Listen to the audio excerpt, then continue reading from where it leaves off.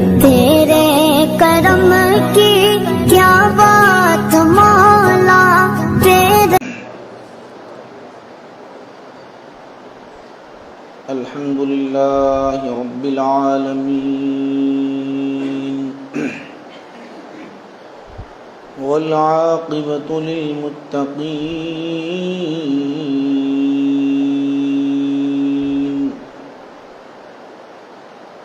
والصلاة والسلام على سید الانبیاء والمرسلین وعلى آلہ الطیبین واصحابہ الاکرمین واولیائہ الکاملین واتباعہ الاجمعین، اما بعد فأعوذ بالله من الشيطان الرجيم، بسم الله الرحمن الرحيم، فقد لبثت فيكم عمرا من قبله، صدق الله مولانا العظيم. وقال تعالى في شان حبيبه، إن الله وملائكته يصلون على النبي، يا أيها الذين آمنوا صلوا عليه وسلموا تسليما. اللهم صل على سيدنا محمد وعلى آله وصحبه أفضل صلواتك وعدد معلوماتك وبارك وسلم. شہنشین پر تشریف فرما، علماء کرام، مشائخ نظام، بزرگان ملت،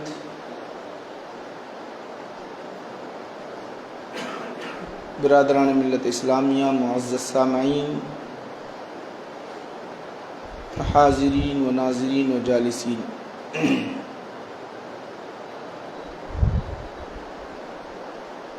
آج کا یہ جلسے تحفظ ناموس رسالت مسجد ہادہ میں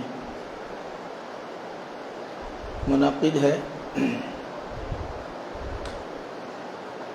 اس کی وجوہات بھی آپ جانتے ہیں.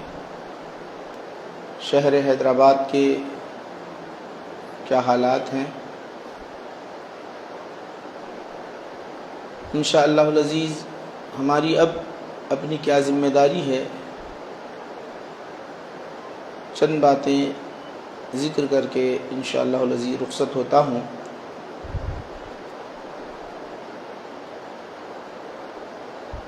آئے دن ہندوستان میں اسلام کے خلاف آوازیں اٹھائی جا رہی ہیں. دشمنان اسلام نے کبھی شان رسالت میں گستاخی و بے ادبی کر کے، کبھی اسلامی اصول و قوانین کو رد کرتے ہوئے اس طرح مسلمانوں کی دلوں کو تکلیف پہنچاتے جا رہے ہیں. یہ سلسلہ چل رہا ہے. کچھ دن پہلے بھی ایک گستاخ اس طرح گستاخی کیا. پھر آج ہمارے شہر میں نام نہیں لینا چاہتا، اس کا نام لینا بھی ملعون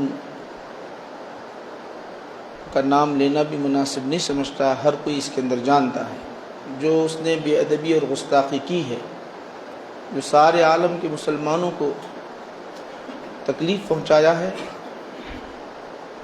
کروڑوں مسلمانوں کی دلوں کو اس نے زخمی کیا ہے۔ مسلمان اپنے نبی سے اتنی محبت کرتے ہیں کہ ان کی خاطر سب کچھ لٹانا، جان قربان کرنا، اولاد کو قربان کرنا، مال کو لٹانا اپنے لیے اعزاز سمجھتے ہیں۔ ایسی عظیم ہستی کی شان میں جو اس نے گستاخی کی ہے، گستاخی کی جو جرأت کی ہے، ہم حکومت سے مطالبہ کرتے ہیں کہ اس کو ایسی سزا دی جائے ایسے گستاخوں کو کہ پھر کبھی کوئی اسلام کے خلاف آواز نہ اٹھائے اور نہ کسی مذہب کے خلاف آواز اٹھائے۔ اب رہی بات یہ کہ جو باتیں سننے میں آ رہی ہے، جو بے ادبی اور گستاخی اس نے کی ہے، یہ تو گندگی کا ایک کیڑا 1400 سال بعد پیدا ہوا۔ اس زمانے میں بھی، اس دور میں بھی اسلام کے مخالف مشرک کافر تھے، انہوں نے میرے نبی کی شان میں بے ادبی کی، مگر یہ بے ادبی نہیں کی، اس طرح کی بے ادبی نہیں کی۔ میرے آقا نبی کریم صلی اللہ علیہ وسلم جب مکہ کی دھرتی پر اعلان نبوت کیا، میں اللہ کا نبی ہوں، میں اللہ کا رسول ہوں، جب آپ نے اعلان کیا تو آپ نے مشرکین کے سامنے کیا پیش کیا؟ مشرکین کے سامنے کیا پیش کیا؟ کوئی معجزہ پیش کیا؟ کوئی معجزہ پیش کیا؟ آپ اگر غور کریں گے، حضرت عیسیٰ علیہ السلام اپنی امت کے سامنے معجزے پیش کر رہے ہیں، موسیٰ علیہ السلام اپنی امت کے سامنے معجزات پیش کر رہے ہیں، موسیٰ علیہ السلام اپنے بغل میں ہاتھ ڈال کر نکالتے ہیں تو ہاتھ روشن ہو رہا ہے، لکڑی زمین پر ڈال رہے ہیں تو عصا ڈال رہے ہیں تو اژدہا بن جا رہا ہے۔ یہ ان کا اپنا معجزہ رہا۔ حضرت عیسیٰ علیہ السلام معجزہ یہ پیش کر رہے ہیں، وَأُبْرِئُ الْأَكْمَحَ وَالْأَبْرَصَ وَأُحْيِي الْمَوْتَى، میں مادر ذات اندھوں کو بینائی عطا کرتا ہوں، نابینا کو بینائی عطا کرتا ہوں، برس کے مرض کو دور کرتا ہوں، مردوں کو زندہ کرتا ہوں۔ یہ انہوں نے معجزہ کن کے سامنے؟ مشرکین کے سامنے یہ معجزے انہوں نے پیش کیے، لیکن میرے نبی نے یہ معجزہ نہیں پیش کیا، بلکہ میرے نبی نے کہا میری جتنی حیات ہے تم نے دیکھ لیا ہے، میری عدالت کو دیکھ لیا، میری صداقت کو دیکھ لیا، میرے اٹھنے کو دیکھ لیا، میری تجارت کو دیکھ لیا، میرے انفرادیت کو دیکھ لیا، میری سیاست کو دیکھ لیا، میری ازدواجی زندگی کو دیکھ لیا، میری ساری حیات کو دیکھ لیا، پیدائش سے اب تک 40 برس 50 برس تک کی عمر کو دیکھا، ذرا بتاؤ تو صحیح اس کے اندر کوئی نقص ہے تو اے مشرکو بتاؤ، اس وقت بتاؤ۔ چیلنج کس کے ساتھ تھا؟ چیلنج کافروں کے ساتھ تھا، مسلمانوں کے ساتھ نہیں تھا۔ اس لیے اللہ کے رسول نے کہا فقد لبثت فیکم عمرا من قبلہ، میں تمہارے درمیان میری زندگی گزارا ہوں، ایسی پاکیزہ زندگی، بے عیب زندگی، کوئی تم میں سے عیب نکالنا چاہے تو عیب نہیں نکال سکتا، اتنی پاکیزہ زندگی۔ وہ شان والے نبی، وہ شان والے نبی، عظمت والے نبی، اتنی پاکیزہ زندگی، اتنی پیاری زندگی، اتنی خوبصورت زندگی، اتنی بہتر زندگی، اپنی زندگی کو مشرکین کے درمیان پیش کر رہے ہیں، معجزہ نہیں۔ پھر اس کے بعد انہوں نے کہا آپ نبی ہیں، رسول ہیں تو اور دلیل دے دو، دلیل بتاؤ۔ آقا نے کہا کیا دلیل مانگتے ہو؟ کیا دلیل مانگتے ہو؟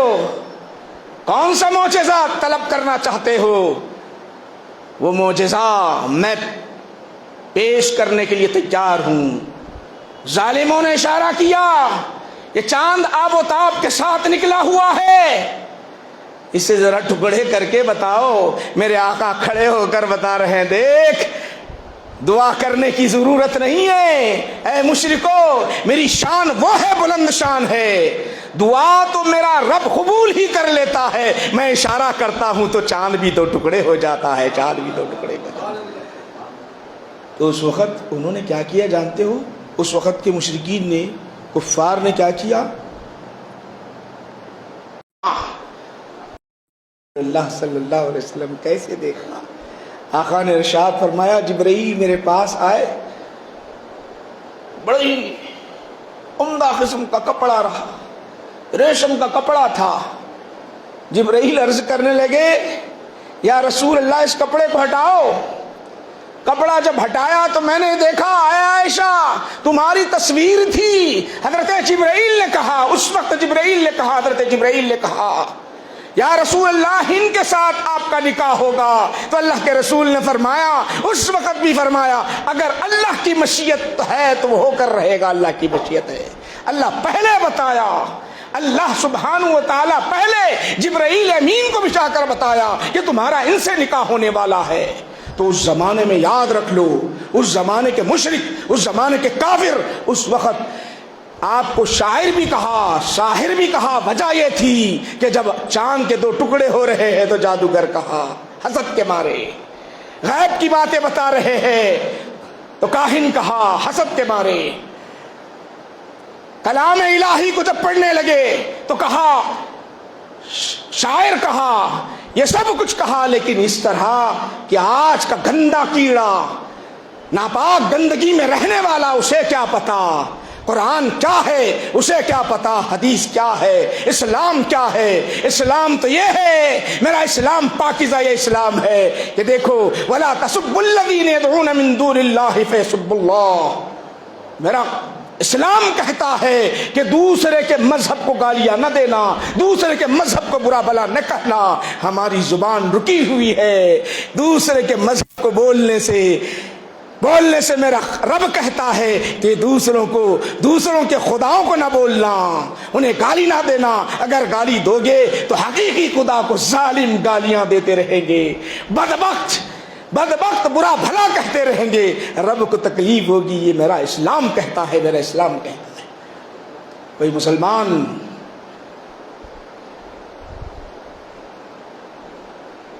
مسلمان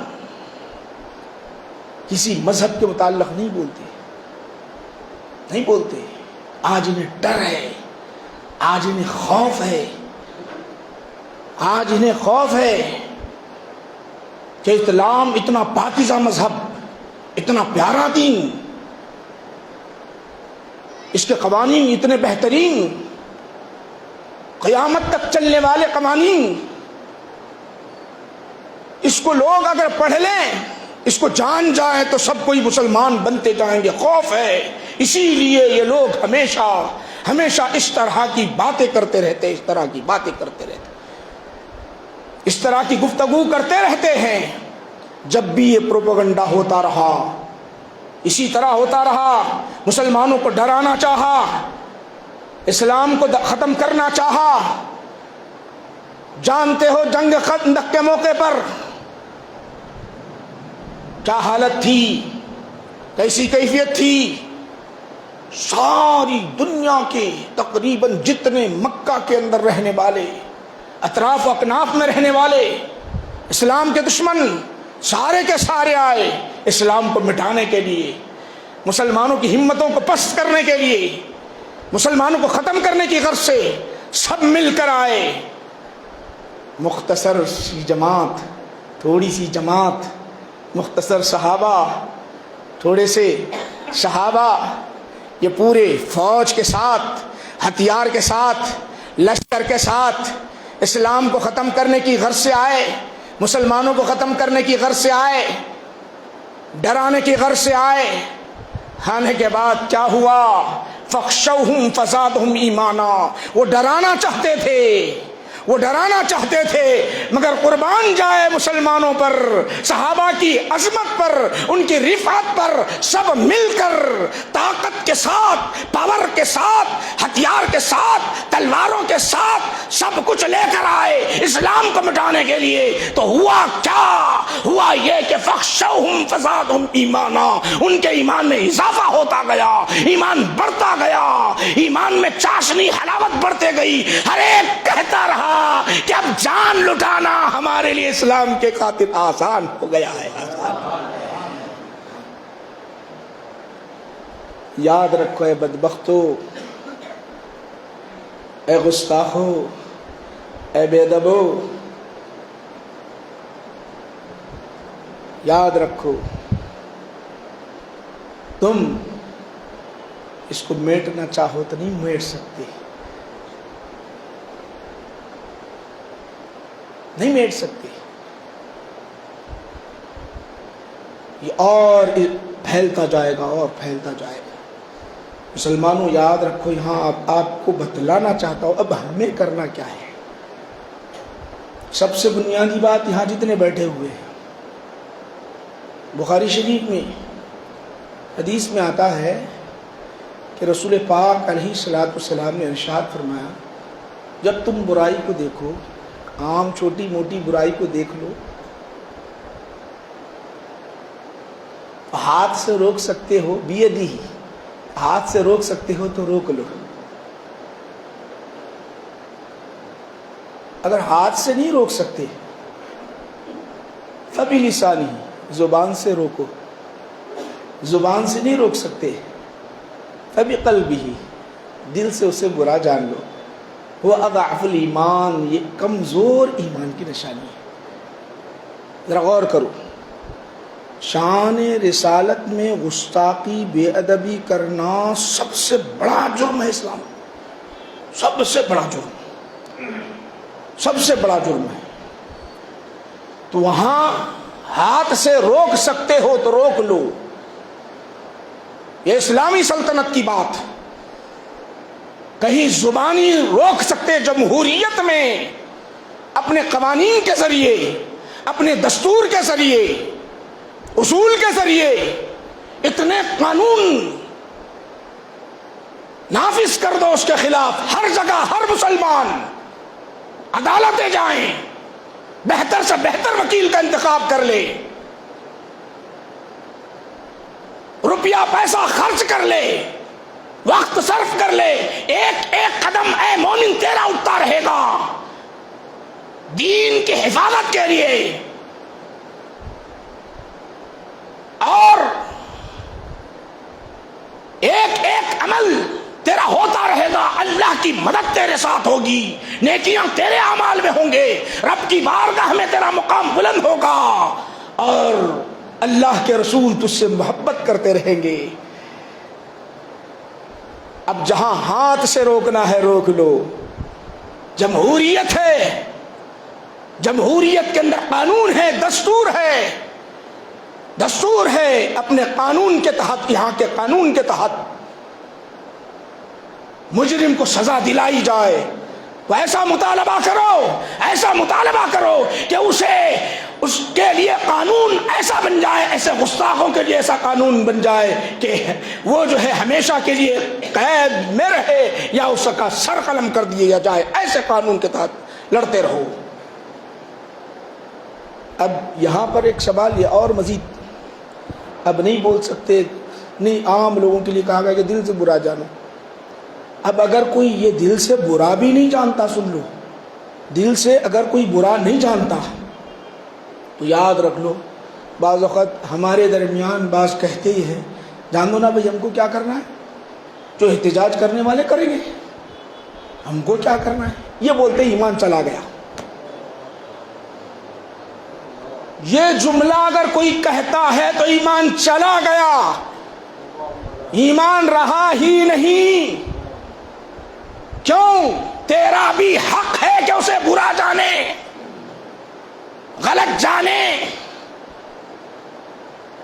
حصہ نہیں لے سکتا، اتنا کمزور ہے تو حصہ نہیں لے سکتا، کم سے کم گھر میں بیٹھ کر تیرے دل میں یہ بات پیدا ہو کہ بڑے بد اخلاق ہے، اس طرح کا معاملہ نہیں ہونا چاہیے۔ تو اے مسلمانوں، جہاں تک میری آواز جا رہی ہے سن لو کہ میں تمہیں کہنا چاہتا ہوں، کبھی اپنی زبان سے یہ لفظ نہ نکلے مسلمانوں کو اس طرح نہیں کرنا چاہیے تھا،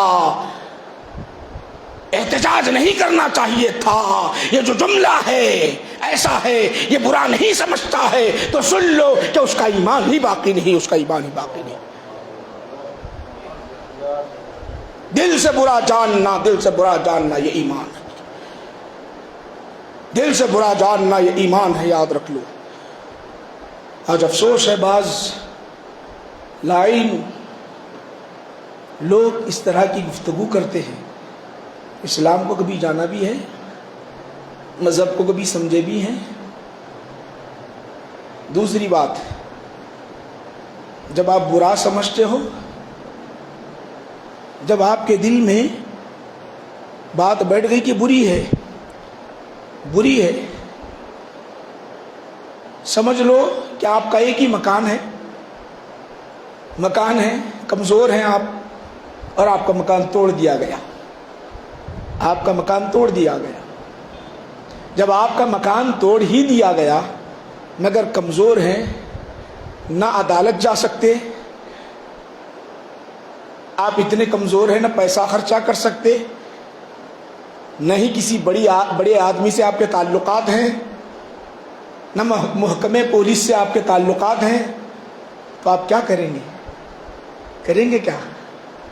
اس کے لیے اللہ کی بارگاہ میں دعا کے لیے ہاتھ اٹھائیں گے، مولا میرا گھر توڑا ہے۔ ہر کوئی کہے گا مولا میرا گھر توڑا ہے، مجھے بے گھر کیا ہے، مجھے بے گھر کیا ہے، اس کو ہلاک و برباد کر دے۔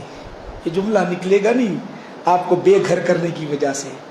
تو اللہ کہتا ہے، اللہ سبحانہ و تعالیٰ کہتا ہے، قُلْ إِن كَانَ آبَاؤُكُمْ وَأَبْنَاؤُكُمْ وَإِخْوَانُكُمْ وَأَزْوَاجُكُمْ، اللہ کہتا ہے تم اپنے مال، دولت، اولاد، جتنی چیزوں سے محبت کرتے ہو اس سے بڑھ کر اللہ اور اس کے رسول کی محبت تمہارے دل میں ہونا چاہیے۔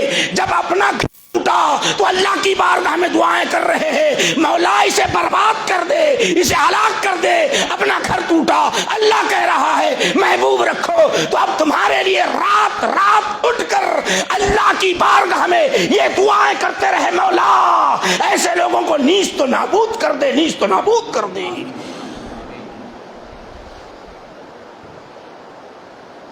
کیونکہ یہ بھی طریقہ ہے، میرے آقا مکہ میں خانہ کعبہ کے پاس نماز ادا کر رہے تھے، کیونکہ ابھی علماء کے خطابات ہیں، ان کے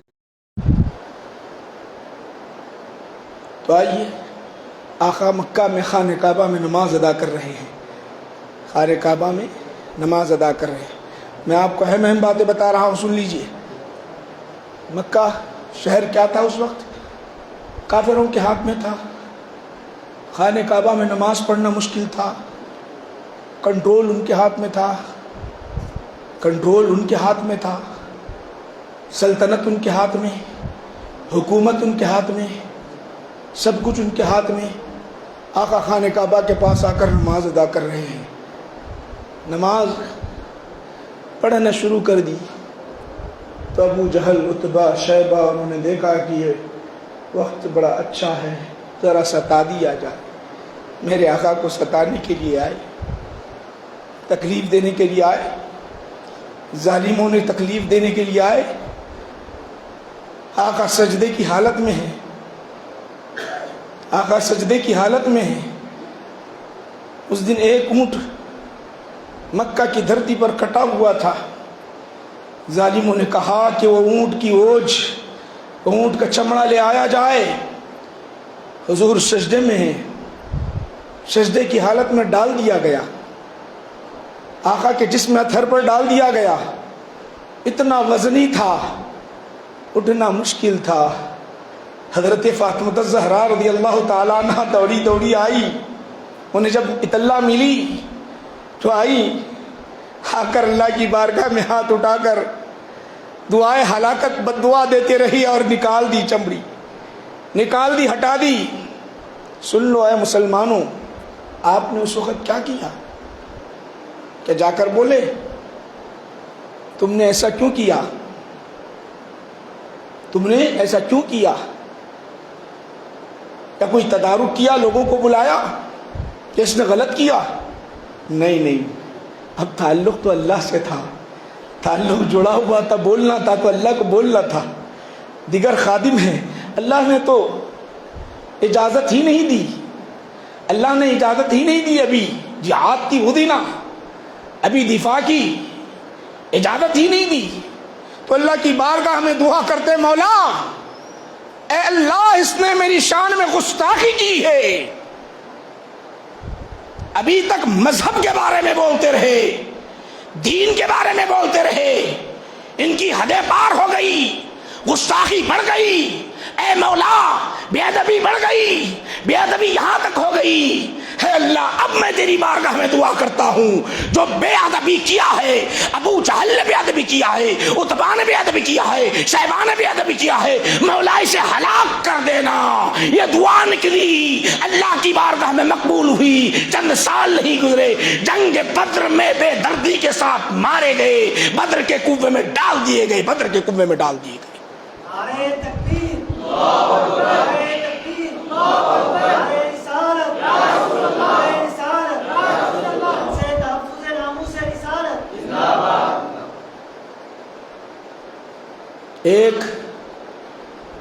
پہلی بات آپ کو بتا دیا ہوں، پہلی بات برے عمل کو برا جاننا، دوسرا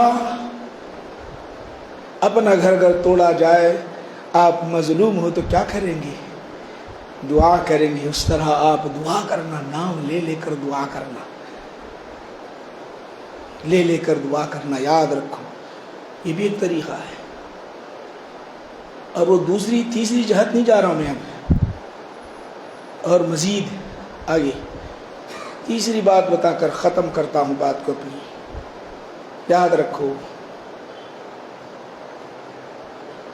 کہ ہمیں جہاں قرآن نے حکم دیا ہے، یہ حکم دیا کہ سب کائنات میں سب سے بڑھ کر نبی اور اللہ اسلام سے محبت کرو، جو حکم دیا ہے، ماں باپ سے بڑھ کر، اولاد سے بڑھ کر، گھر سے بڑھ کر، کاروبار سے بڑھ کر، جن جن چیزوں سے تمہیں محبت ہوتی ہے ان سے بڑھ کر اللہ اور اس کے رسول اور دین سے محبت کرو، یہ ہمیں حکم دیا ہے۔ جب حکم بھی دیا ہے تو صحابہ نے کیا کیا جانتے ہو؟ صحابہ نے وہ منظر سب کے لیے، کائنات میں سب کے لیے پیش کر کے بتایا۔ ویسی نظیر کہیں کسی مذہب میں پائی جاتی نہیں، آپ کو چیلنج کے ساتھ بتا رہا ہوں۔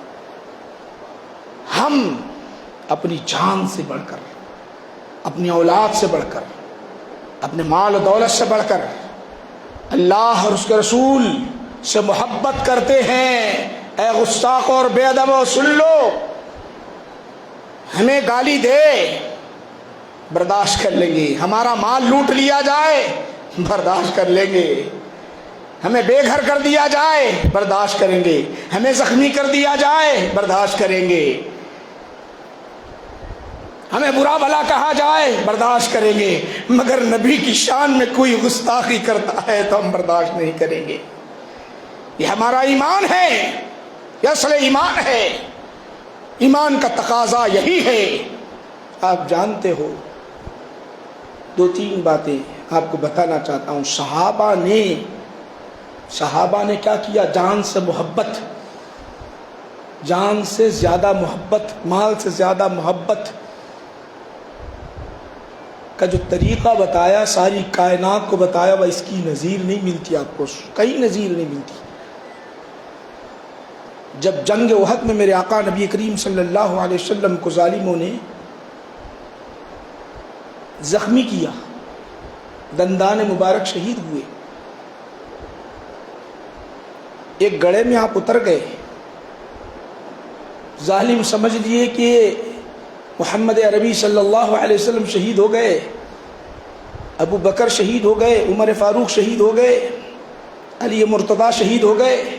ظالموں نے سمجھ گیا اور اعلان بھی کر دیا، مگر سنو، جہاں 70 صحابہ شہید ہوئے ہیں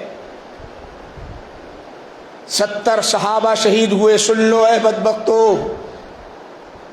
ہم اپنی جان اپنے نبی کے لیے قربان کرنے کے لیے کس طرح تیار ہوتے ہیں، اپنی جانیں لٹانے کے لیے تیار ہو جاتے ہیں. صحابہ نے وہ منظر پیش کیا جب مشرکین میرے نبی کو مرکز بنا دیا، ہر آنے والا تیر میرے نبی کی طرف چلتا رہا. جو صحابہ نے اپنے ڈھالوں سے نہیں روکا، وہ آنے والے تیر کو ڈھالوں سے نہیں روکا یا اور کسی چیز سے نہیں روکا.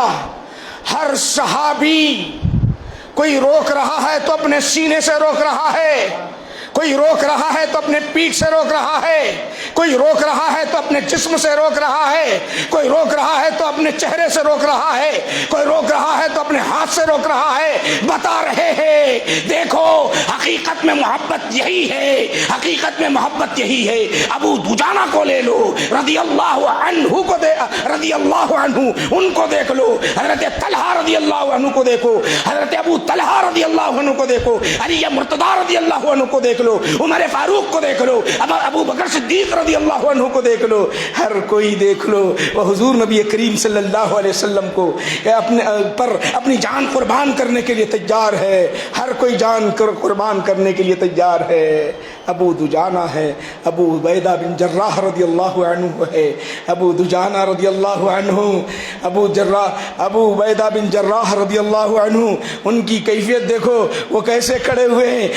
آقا نبی کریم صلی اللہ علیہ وسلم کو جب ظالموں نے گھیر لیا تو آپ آ کر کھڑے ہو گئے، مگر کھڑے ہوئے تو کیسے کھڑے ہوئے ہیں؟ اپنے پشت کو، جتنے مشرک اپنے تیر چلا رہے ہیں، جس سمت سے تیر چلا رہے ہیں اس سمت اپنی پیٹھ کر دی، آقا کو سامنے لے لیا، اپنی پیٹھ پر جتنے تیریں تھی وہ تیروں کو لیتے گئے، ہر تیر کو لیتے گئے. اب ذرا غور کرو، اپنی پیٹھ پر تیرے لیتے گئے، چہرہ آقا کی طرف کیا، چہرہ آقا کی طرف کیا، آقا کے چہرے کو دیکھتے گئے. وہ جانتے تھے کہ آج شہادت کا جام مجھے ملنا ہے.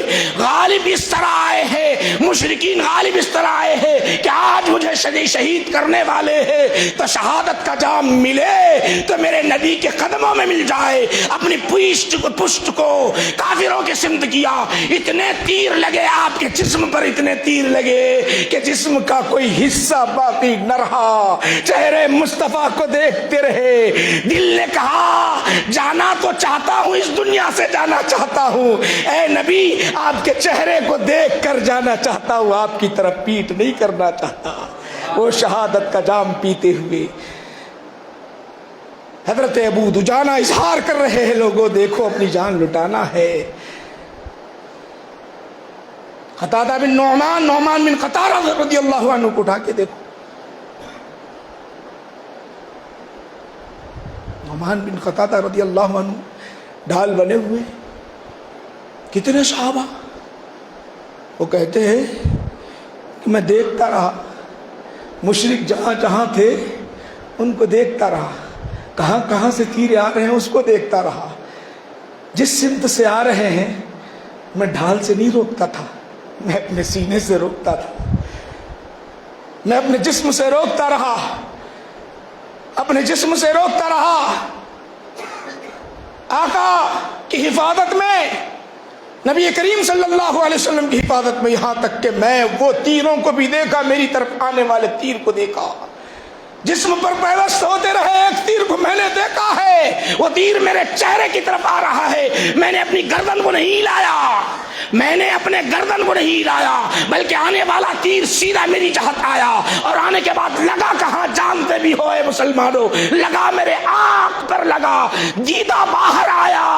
میں نے اپنی گردن کو حرکت نہیں کیا، اس لیے نہیں کیا کہ اگر کوئی تیر آئے اور میرے نبی کو لگ جائے اور میں زندہ رہوں، یہ میرے لیے گوارا نہیں ہے. ہر آنے والا تیر ہے میرے جسم کے عضو کو چھنی کرتا رہے، مگر میرے نبی کو تکلیف نہ ہونے پائے، میرے نبی کو تکلیف نہ ہونے پائے. جب تیر آیا لگا، لگنے کے بعد جب ڈنڈا باہر آیا تو اسی طرح رکے رہے. جب تیروں کی بارش کم ہوئی تو پلٹا نبی کی طرف، پلٹ کر آقا نے جب دیکھا، حضرت کو دیکھنے کے بعد آپ نے دیکھا تو آقا نے فرمایا کیا کہتے ہو کیا کہتے ہو کیا کہتے ہو؟ عرض کرنے لگے یا رسول اللہ جہاں تھا وہاں پر بٹھا دیجئے یا رسول اللہ۔ آقا نے وہ آگ کا ڈلہ لیا لے کر وہیں پر بٹھا دیا۔ بٹھانے کے بعد آپ فرماتے ہیں پہلے دیکھتا تھا، میرے نبی کا ہاتھ جب سے لگا اور زیادہ دیکھنے لگ گیا۔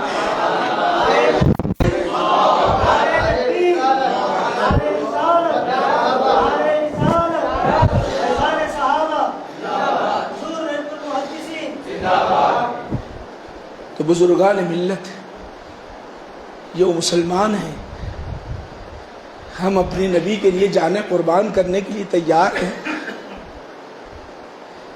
سنو اے بدبختو، ہم تمہارے مذہب کے لیے کچھ نہیں بولتے، کچھ نہیں بولتے تمہارے مذہب کے لیے۔ بولنا ہے تو ہم سے بولو، بدبختی کرنا ہے تو ہم سے بدبختی کرو، مگر ہماری شریعت، ہمارے خدا، ہمارے رسول کے خلاف زبان نہ اٹھانا، نہ اٹھانا۔ اور یہ ہندوستان کا قانون ہے، کوئی کسی مذہب کے خلاف، کسی دین کے خلاف اگر کوئی کچھ غلط باتیں بولتا ہے تو عدالت سے رجوع ہو کر اس کے خلاف کارروائی کرنے کی اجازت ہے۔ مسلمانوں سے میں گزارش کرتا ہوں کہ اس کے خلاف، ایسے گستاخوں کے خلاف ایک ایسا قانون بنانے کی کوشش کرے کہ پھر کوئی اس طرح کی جرات نہ کر پائے۔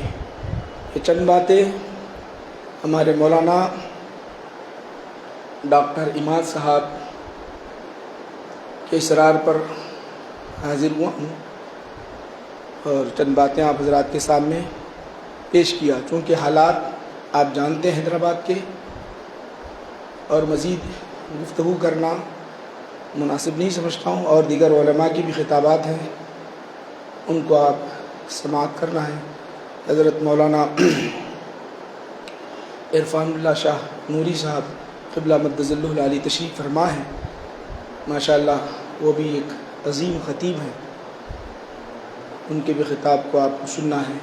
یہ چند باتیں یاد رکھ لیجئے اچھی طرح، میں نے جو بتایا ہے اس کو اچھی طرح محفوظ کر لیجئے۔ اور بہت ساری چیزیں ہیں، بہت ساری چیزیں ہیں، اب وقت نہیں ہے۔ اہم بات اپنی شریعت کے پابند بن جائیں، شریعت کے پابند اگر بن جائیں، اپنی مساجد کو آباد کر لیں، اپنے مساجد کو آباد کر لیں، اور اتحاد و اتفاق کے ساتھ رہیں، محبت کے ساتھ، پیار و الفت کے ساتھ۔ غریب جو ہمارے بستیوں میں ہیں ان کے احوال کو سدھارتے رہیں، جو ادنا ہے ان کو اعلیٰ بنانے کی کوشش کرتے رہیں۔ یہ سب سے اہم بات آج ہے۔ ماشاءاللہ یہ ہندوستان کی زمین آپ کو بتانا چاہتا ہوں، بڑی زرخیز زمین ہے، ہل چلانے کی ضرورت ہے، پانی ڈالنے کی ضرورت ہے، بیج ڈالنے کی ضرورت ہے، بڑی زرخیز زمین ہے، نہ تلوار سے فتح ہونے والی ہے، نہ ہتھیاروں سے فتح ہونے والی ہے، اپنے اخلاق و کردار سے فتح ہونے والی ہے۔ وہ ہمارے لیے نظیر ہے خواجہ اجمیری رحمۃ اللہ علیہ کے اصول، یاد رکھ لو، خواجہ اجمیری رحمۃ اللہ علیہ کے اصول۔ نہ وہ آنے کے سمے کوئی فوج لے کر آئے تھے، نہ ہتھیارے لے کر آئے تھے، نہ تلواریں لے کر آئے تھے، اسوہ حسنہ لائے تھے، ہندوستان کو انہوں نے فتح کیا۔ یہ بدبخت، یہ گستاخ، اس کی کیا حال ہے، میں اس کا نام بھی اپنی زبان پر لینا مناسب نہیں سمجھتا ہوں، یہ اتنا بدبخت ہے۔ اس لیے آپ جانتے ہیں میرے بھائیوں، یہ چند باتیں آپ حضرات کے سامنے ذکر کیا ہوں۔ اللہ کی بارگاہ میں دعا کرتا ہوں کہ پروردگار عالم اسلام کو غلبہ عطا فرما، اے اللہ مسلمانوں کو عزت دے دے مولا، ہماری اس محفل و مجلس کو قبول فرما لے۔ جو گستاخیاں اور بے ادبیاں کر رہے ہیں مولا، اسی دنیا میں ان کو ایسا بدلہ عطا کرنا کہ مولا ساری کائنات اسے دیکھتے رہے۔ گستاخ رسول کے لیے تو کیا سزا متعین کیا ہے، ذرا بتا دے مولا۔